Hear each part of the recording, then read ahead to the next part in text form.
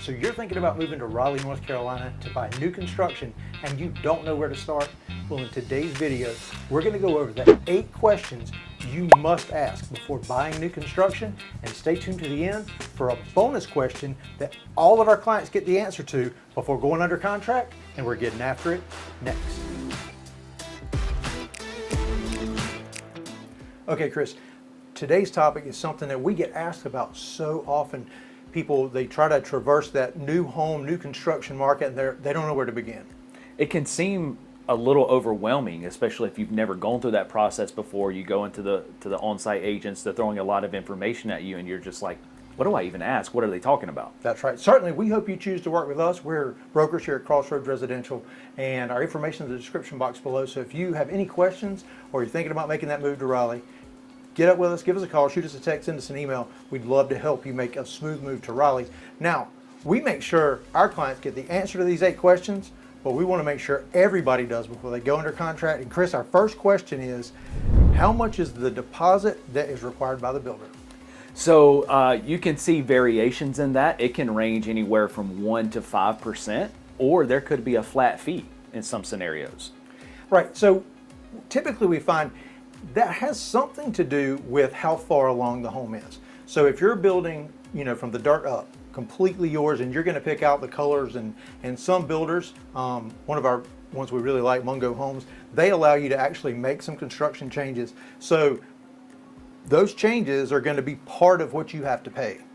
Where we see the smaller deposits is if it's an inventory home, where kind of the packages have been picked out, right, but you find one that suits you and works for you. Those tend to be lower builder deposits. $2,500 or so is pretty typical in those cases, but like you said, it certainly can be more if the home is more custom. Yeah, and it's a case-by-case basis like you talked about, and another critical piece of that is you may think, well, that's a lot of money. Money in, money out, and I say that meaning what you pay in up front, you get credited for at the end. Right, that does count towards your down payment. Correct. To fulfill, if you're putting 10%, 20% down. That's right. That counts toward your down payment. And you can also, some builders are going to require that deposit in full up front, but we can also, in some cases, possibly negotiate, make it in payments. Yes, so we've done that recently with a client. It was a very custom home, and they were able to do it in 3 different installments, right, and over a 3-month period, and it worked quite well. And they were moving here from Pennsylvania, have a great house. So along these same lines, our number 2 question is, Chris, is that deposit refundable? That deposit that's going to be a builder scenario, because in some cases it can be non-refundable. In some cases it may be refundable. We've seen before where maybe your financing fell through and they were able to get that deposit back. But yeah, there are contingencies within right, the agreement that if at no fault of your own, correct, you may be due a portion or the entire deposit back.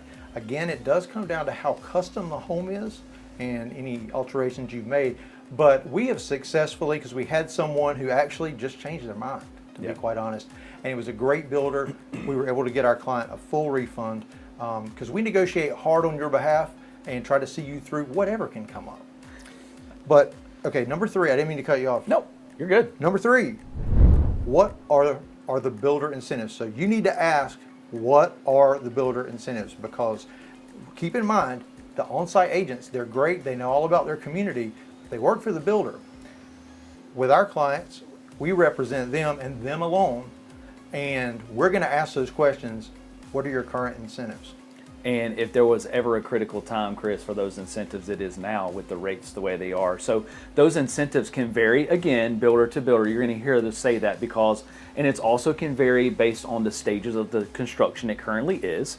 It can also vary month to month, and I've even seen it, and we've seen it house to house. Right. And those incentives can range anywhere from a design package, monies toward upgrades and design center, or rate buy downs, or closing costs. Right. Well, I mean, we see incentives with appliance packages, because typically your washer, dryer, and refrigerator are not included. Certainly there's a stove, microwave, dishwasher, but the extra appliances, sometimes they do include those. Now, we've successfully negotiated. They say, oh, this promotion is over, you missed it, but we negotiate hard, and we're able to get them to maybe throw in one of those old incentives. The most popular one right now certainly is the rate buy down, because it's allowing folks to get into these new construction homes at a very reasonable rate. Some as low, I mean, we're currently interest rates sit about a little over 7%, Yeah. sometimes just under 7%. But you're seeing some 5.9s offered by builders. Quite frequently, we've negotiated that. Absolutely. And you can take that money toward the rate buy down, which is significant because, once again, the monthly payment is very important to everyone.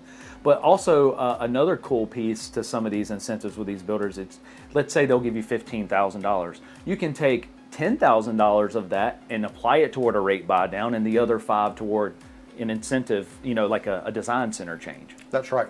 Now, typically, with a interest rate incentive, you are required to use their lender. Correct. We always recommend, we have a lender that we work very closely with, but we definitely think you should get at least 2 quotes. We like to use Calvin, our guy, shout out to Calvin. He's great and puts some amazing deals together. But shop their lender as well as ours, if you're a client of ours, and others, your personal bank. But you want to make sure that it's not always the best deal to go with their lender in the buy down. Sometimes it's better to take the cash and apply it to down payment if you're able to get a better rate somewhere else. Well, and along those lines, I want to throw in real quick, because we have a real life example of that, Chris. Just last week, we went under contract with a couple from Texas, and new construction, and the incentive was $6,000. However, the rate that was being offered by the preferred lender was much higher than what they got in their second quote. So over the term of the loan, it was better for them to go with the lower rate versus giving up the $6,000. Forego the $6,000. Right. That's right. So we will help guide you through Yes. those, because Yeah. there's a lot to look at, because you don't just look at the short-term picture. You have to look at that 30-year loan or 15-year loan, the life of the loan, and what it's actually going to cost you. That $6,000 can end up costing you $100,000 if you don't know what you're doing. Absolutely. Okay, Chris, our number 4 question is, what is the timeline for a new build? Generally, what you're going to see for most builders, they're going to quote you the 6 to 8 months. And again, the size of the home and things of that nature, the release of the lots can also impact that. But generally speaking, we're seeing 6 to 8 months. And right now, they're throwing them up in 6 months, closer to 6 months. Yeah, so I think supply chain issues have kind of gone by the wayside for the most part. And they're kind of getting ahead a little bit, as much as they can. Our inventory is still low, but certainly not where it was. And another way, we just have someone in town this week, got a great new job here in North Carolina, moving from South Carolina, that found us here on the channel. And her biggest goal is to get into a home now. Right. And we're fingers crossed. I think we have found the perfect one. You're actually going over there today when we finish this video to show them this great home. And if that works out, it's far enough along that you're talking 4 to 6 weeks to completion. So she'll only have to be in a short-term rental for about a month or so. Right. So fingers crossed this one works out, because I think it's going to be a great home for her. Absolutely. So, and that's the varying stages of new construction. You may not, it doesn't always apply to ground up. So you may be in the market now in this scenario with our client is, it's new construction, it's currently being built, but like you said, it's still 4 to 6 weeks out. So you get best of both worlds. Okay, before I get to our number 5 question, I want to remind you, stay tuned to the end, because there's a tip. We have a question you really need to ask. Now, number 5 is, can I make changes? Part 2 to that is, are there change fees? So again, I hate to be the broken record here, but that can vary with builders. That can also vary in the different stages of the construction and what the changes you want. Right. So our experience has been, because we certainly have sold homes to people from all over the country relocating to the Raleigh area, and we've had folks that, hey, I really want that island to be gray instead of white like the rest of the cabinets. Can we change it? When you're talking about paint color changes or carpet changes, if the materials have not been ordered, typically we find builders are really good at working with you on just whatever the change costs, the difference in the materials. Now, if you decide, hey, I want to put a window in the stairwell, which I had a client in Garner do that, after it had been framed. So there was a change fee, but they made it happen. And that's the thing is, and we're there to make sure that it gets done, because our client was absentee, so we're going by and checking on the home. But I think that's been both of our experience. You're looking $1,000 change fee is pretty common for those that charge one. Right. And again, too, also, whatever that change may be, it may be a cost for that change plus the change fee in some scenarios, too. So just another little caveat that you may run across. That's right. Now, number 6, are there lot premiums? And that may be a word that's not familiar to some.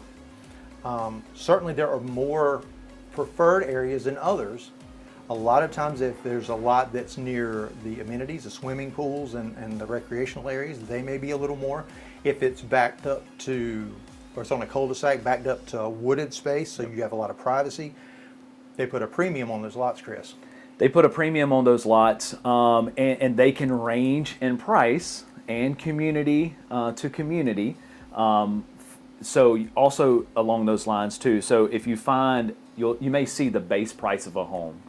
This home built from the ground up, it's starting at $400. Right. And we try in our home tours, for those that watch the channel, and if you haven't, I encourage you after this video, watch some of our home tours, and we're very specific when we say, this floor plan starts here, right, but as you're seeing it right now, it's this much. It's this much. And they can be quite different.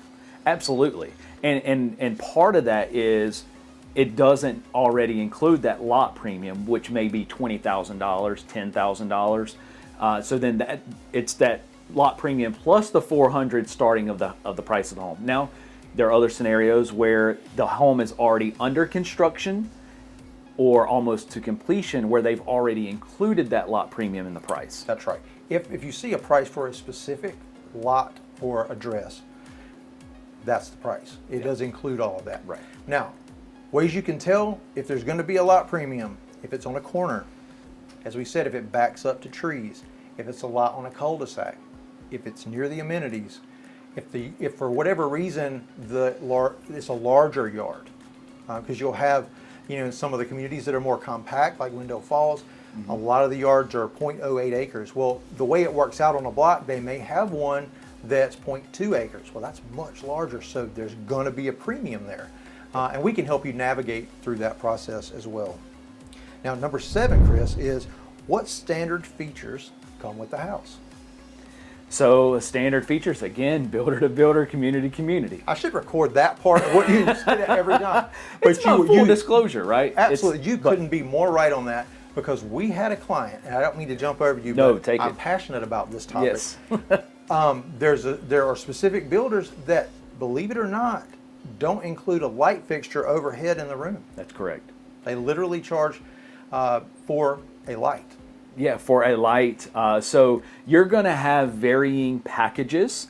You'll have your standard features, and anything that you vary from that, meaning you want to upgrade, goes back to what we talked about previously, would come most likely at an additional cost, change fee, etc. So you can go from those standard. Now, some of the builders, their standard packages are nice. Absolutely. And there's no need to upgrade from it. And then there's some, like we talked about, you may not even have the wiring in the bedroom for a light.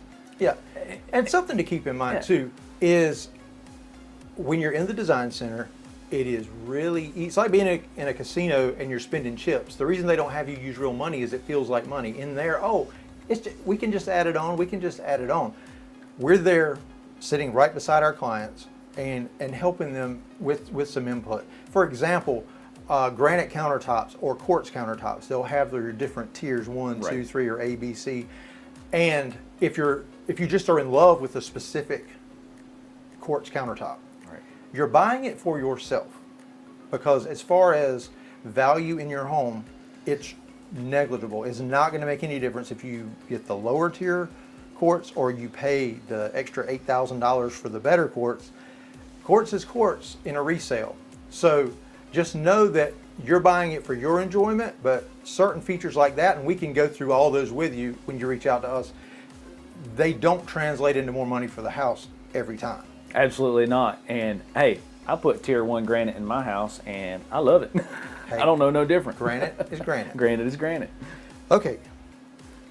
Number 8 is there an HOA?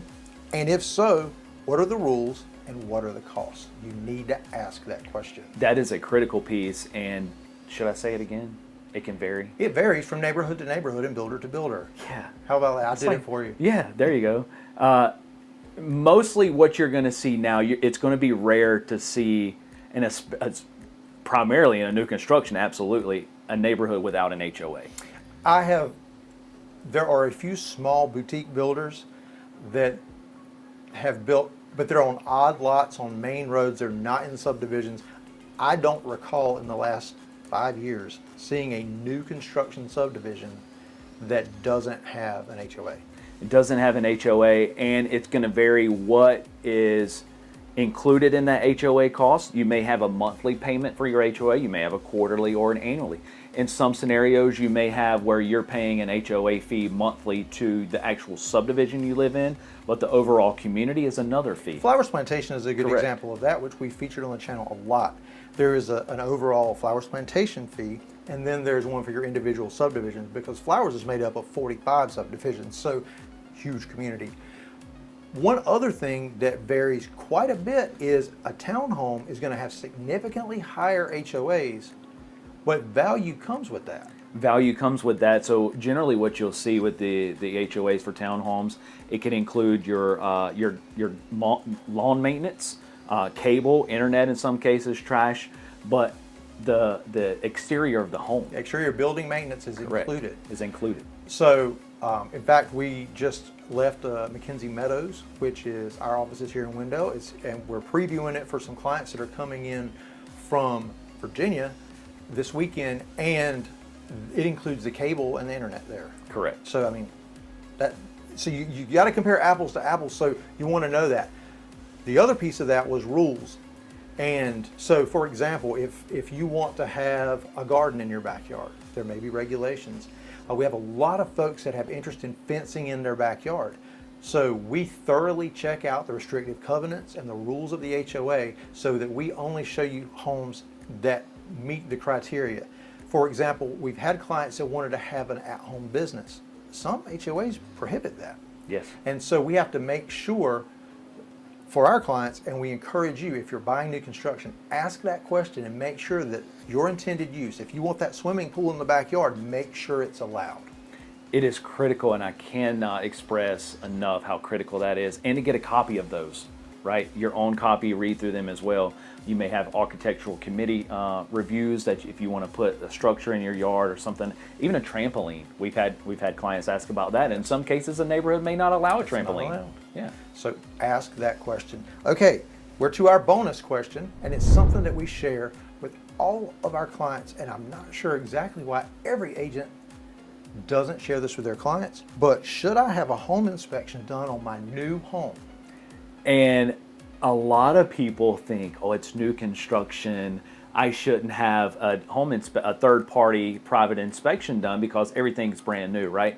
Well, I'm here to tell you, and Chris can tell you, we have experienced firsthand that that's not always the case. Everyone makes mistakes, and it's critical throughout varying stages with the new construction when to have that inspection done from a private party, and it allows too the builders can make those changes while they're in construction phase. So our recommendation for the inspection is, now along the way you're going to have your pre-construction meeting, your pre-drywall meetings before they cover up everything, and for our clients, we're right there with them, walking alongside them, visiting the construction site. And a lot of times, like I said, it's by proxy, because we have clients from Texas, California, Florida, New York right now. Yeah. And so we're their eyes and ears. So we're there if they're not able to make those meetings.